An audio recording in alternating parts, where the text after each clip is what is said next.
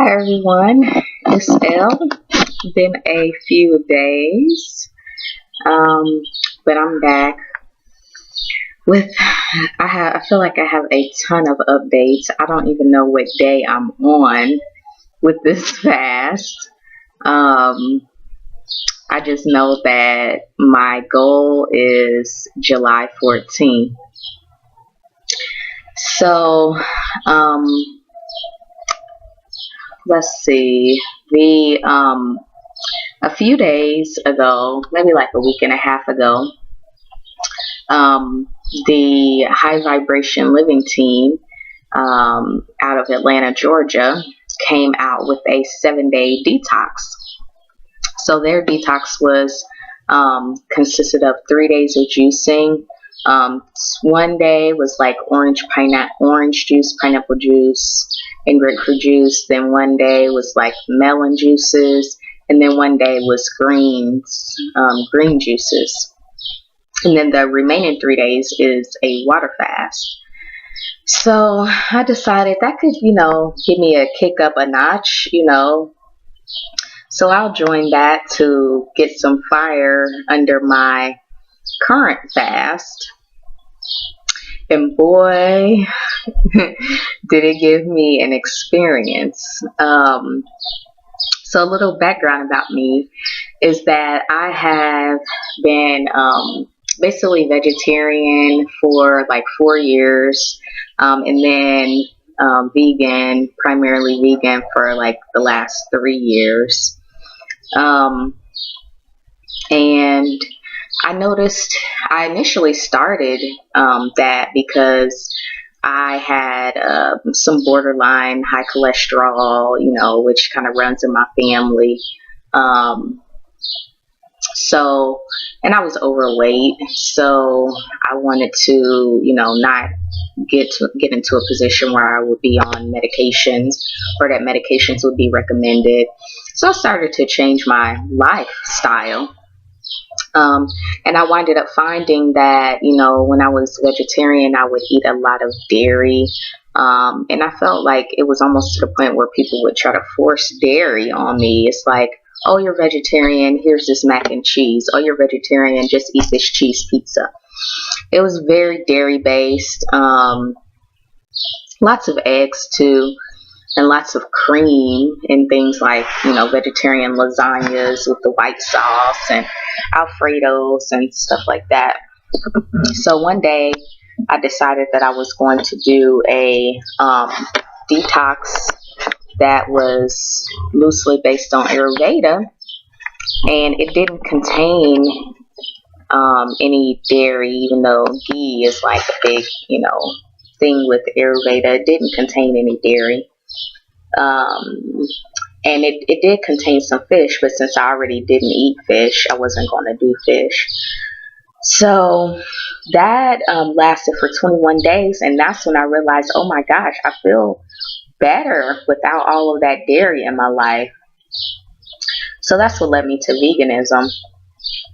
And then once I was vegetarian for a while, and my cholesterol was still pretty high considering I did that, and I was working out 4 to 6 days a week, and my doctor was just like, do whatever you have to do to get it together, because I don't want you on these cholesterol meds during childbearing age. So I said, okay. So I stuck, I did the no dairy, the vegan thing for a while, went back for my next screening 6 months later. Best, screening I ever had. So I was like, yes, I found the way, Well, as time goes on, I started being screened once a year instead of every 6 months. And as my stress levels would fluctuate, when my stress levels were high, my diet would consist of a lot of processed junk. I call it junk food, vegan stuff. So, like Daya, Tofurkey, tons of tofu dishes, natural sodas, and tortilla chips that are fried, and the list goes on. I really could, different types of breads that were vegan, cinnamon raisin bread. I could probably eat a half a loaf of cinnamon raisin bread. But anyway, long story short, I realized that I could be a junk food vegan and still maintain healthy numbers as far as the, standard medical practice was concerned. But I also noticed that um, my energy levels weren't the same, and just I was coming down with different various ailments that really seemed minor, but they were like, often. I mean, I probably came down with something once a month for this whole year that I was very, very stressed. When I say come down with something, I mean, it wasn't like just cold or something, because I haven't really had a cold in a long time, but it was like rashes and um, yeast infections and stuff like that. So, I'm like, something's got to give. So I changed my life. I changed my career path. I changed a lot of things that, would alleviate the stress in my life. And then I started to focus on, my health and center myself and focus on my health, which kind of led me to this 40-day fruit fast. And so when I saw this detox, and traditionally I didn't really believe in like juice fasts, because I felt like you can detox using whole organic foods. I've, read all about that, researched that, and how just eating certain vegetables will help you detoxify your body. But and so I had never tried juicing. I had much respect for the art of it, and just for the practice in general, because it seemed like people feel better, but it just didn't seem like it was right for me. So coming up on this, I'm like, I kind of want to push myself a little bit and see what I can do with this. And we did. I got a juicer a couple weeks ago when I started this fruit fast, and I also got a new bullet style blender to assist, because I know I'd be needing meals on the go and so forth. So, started the juice fast. It's orange juice, and basically I realized and remembered that I haven't really gone a day in my life without eating, since I was a baby, since I was on milk. I have not gone a day without eating. So immediately, I mean, I've heard this story before, but immediately I realized, my connection to food and eating. And it was very, reflective, because my thoughts were consumed by food, and I felt like I couldn't focus unless I had a meal that was food. I felt like the juice only sustained me for maybe like an hour at a time, max. So I talked to a friend who's doing a 30-day fast, juice fast, and he suggested that I stay fluid full. So I did that as much as possible, but admittedly, it's been very difficult for me to keep up my water intake. So basically, I stuck with the juice fast for like 40 hours straight, and I kind of broke it from there. But just powerful in realizing that, number one, when I did eat again, I ate something that had, was kind of salty. I ate some guacamole, and for the first time ever, my hands swelled up, and it was like, oh my gosh, like I never even felt like I had a salt sensitivity before. So that was that was the lesson. It's an interesting experience. For the other time, I just juiced like half of the day and ate a raw meal in the evening. So, and I feel like it put me at attention with my spirit. And so it's like, you have to pay attention to yourself. And my spirit needed my full attention. So that's the beautiful part about it. That was the beautiful part about it, was that it was just such an in tune time. And in general, I feel like I'm in tune right now. Not eating a lot of oils, and that definitely, definitely something to that. I'm not anti-oil at all. I've actually been putting roasted walnut oil on my skin. And so I figure I'll get the omega-3s in that way. But because really anything that you put on your skin gets into your body. But yeah, it was an intense time of reflection, and I love that. And it has been, an intense time for that, and I love that, and I'm able to see what my body is sensitive to, and that's the most beautiful thing, is that, when I do have certain foods, like my digestive tract is so clear that I can immediately tell how a certain food makes me feel. So there is just so much value in that. Just so much value in that. So grateful. So, what else? As far as like just my health and everything, I've had blackheads coming to the surface on my face. I've had a little rash that I feel like maybe came from wheat or something like that on my abdomen, and that flat rash has like flaked off. And this is a rash that I've been dealing with for a couple of years. I mean, it's almost non-existent, but just that little bit that was there, that was barely visible, is like flaking off. So that's kind of gross, to be honest. I don't know. I don't want to say it's gross, but because I don't think things with the human body are really gross per se. But it's just very interesting that, it's probably something alive. So I'm happy about those changes. I feel like my mind is so clear that there is no fogginess of thought.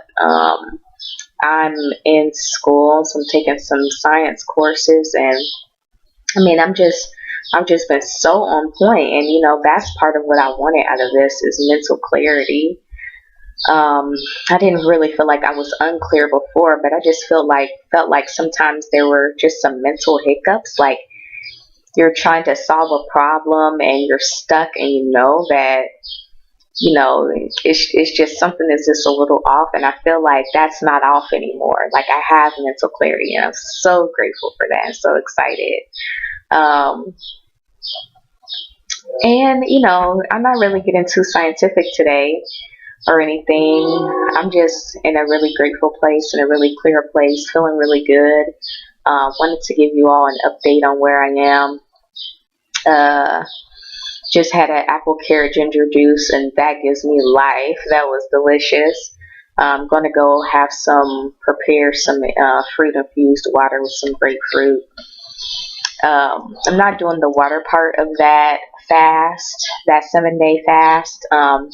So much success and perseverance to those pressing on with that fast.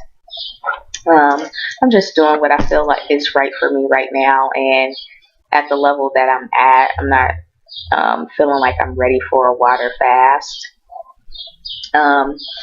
One thing that I do feel is that I would love to, and I will probably eat raw for my breakfast and lunches. I would love to do that for the rest of my life. Maybe have cooked dinners sometimes, maybe have cooked dinners every night. But I love the way I feel eating a lot of fruits. And right now, I haven't lost any weight really, like maybe 2 pounds, which could be water weight. So I don't really, consider that really much of a weight loss. But, and I feel like my body is trying to see, okay, how are you feeding me?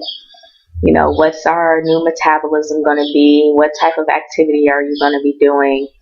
So I'm really doing, my body is filling me out. It's filling the new me out. So I'm not pressed on dropping pounds in this process.